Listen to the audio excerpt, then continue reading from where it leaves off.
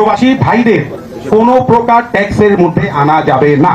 প্রবাসীদের সকল মোবাইল ফ্রিতে রাখতে হবে। প্রবাসীর মোবাইলে 1 টাকাও ট্যাক্স ধার্য করা যাবে না, এটা ফাইনাল ডিসিশন। ওরা যদি এসে দেশে যদি ট্যাক্স দিতে হয় এই মোবাইল ইউজ করার জন্য, এটার চেয়ে আর লজ্জাজনক আর কিছুই হতে পারে না। ওরা প্রথমে ডিক্লার দিল প্রবাসীরা ফ্রিতে মোবাইল আনতে পারবে, ফাইন। তাহলে ফ্রিতে মোবাইল আনার এটা সিস্টেমটা কি করছে দেখেন, ফ্রিতে মোবাইল আনার পর নিচে লিখে দিয়েছে 60 দিন পর রেজিস্ট্রেশন করতে হবে। তাহলে দেখেন এনআইআর সিস্টেমে রেজিস্ট্রেশন করতে হলে শুল্ক পেমেন্ট ছাড়া কোনোভাবে রেজিস্ট্রেশনের সুযোগ এরা রাখে নাই।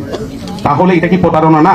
যে 60 দিন পর আমার যারা প্রবাসীরা আছে, আপনারা কম বেশি জানেন, যারা আমাদের প্রবাসী ভাইরা রক্ত ঘামে আমাদের দেশে রেমিটেন্স পাঠিয়ে আমাদের দেশকে সচল রাখে, ওরা কিন্তু দেখা যায় 4-5 বছর পরিবারের মুখ দেখে না। 4-5 বছর পর যখন আসে, এটা মিনিমাম 6টা মাস এই দেশে থাকে। তাহলে আমাদের একজন উপদেষ্টাও খুব দুঃখের সাথে বলছি যে প্রবাসীদেরকে বলছে 2 মাসের বেশি থাকার দরকার নাই। আসলে এই কথাগুলো কোনোভাবে যৌক্তিক না। 6 মাসের জন্য আমাদের প্রবাসীরা থাকবে। এরা বাংলাদেশকে, আমাদের অর্থশক্তিকে এরা শক্তিশালী করছে। ওরা যদি এসে দেশে যদি ট্যাক্স দিতে হয় এই মোবাইল ইউজ করার জন্য, এটার চেয়ে আর লজ্জাজনক আর কিছুই হতে পারে না।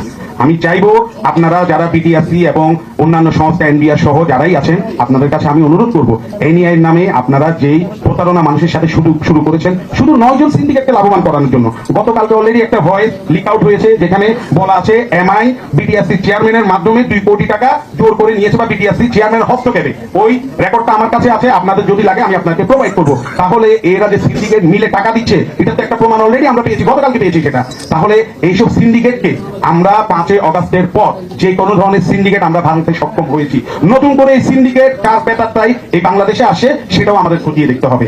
এই সামনে হচ্ছে নির্বাচন, এই নির্বাচনকে অস্থিতিশীলতার মধ্যে একটা নিয়ে যাওয়ার জন্য এটা কোনো বাইরের দেশের চক্রান্ত কিনা সেটাও আমাদের মাথায় রাখতে হবে।